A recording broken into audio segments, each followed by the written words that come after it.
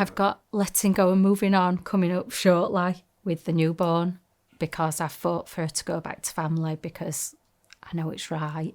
Although it's so bittersweet that I want to keep her, I know that I can't because she belongs with a family and where her roots are. That is going to be very difficult. I'm not going to lie, but it's right. It's how it should be. They're not children anymore when it's time for them to leave in my house, to become adults.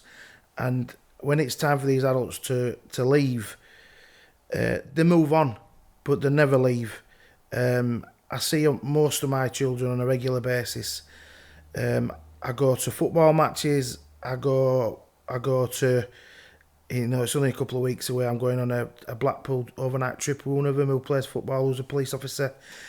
I'm very much still involved in their lives just as much as they're involved in mine. They just don't live with me anymore. When the children turn 18, it's their choice. I let them decide if they want to stay. They're welcome to stay. And if they want to move out and find their own, then I help them with that. But Natch always said he never wants to move out. I keep saying you've forgotten to move out. No, so not yet. No, luckily I've got the room and he can stay as long as he wants. I think the biggest thing I come across is people say I couldn't foster because I'd get too attached, and that's what I hear all the time. And I'm thinking, good, you're supposed to get attached. I get attached, but we deal with that afterwards if the children move on. And it's the same for the boys. They make sometimes best friends, and it's a journey about sometimes them children are only here for a little while before they move on.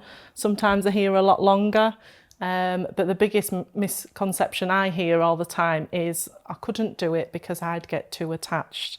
And I think that's the biggest misconception. You're supposed to get attached. So I've got a really good support network around me. I've got a lot of friends that work within childcare, social care. I've also got quite a large support network within the fostering team as well. I've now contacted another foster carer who I know who has got a baby, because she's gone through it multiple times with transitional moving on, just for that additional support for myself. And nobody ever says no.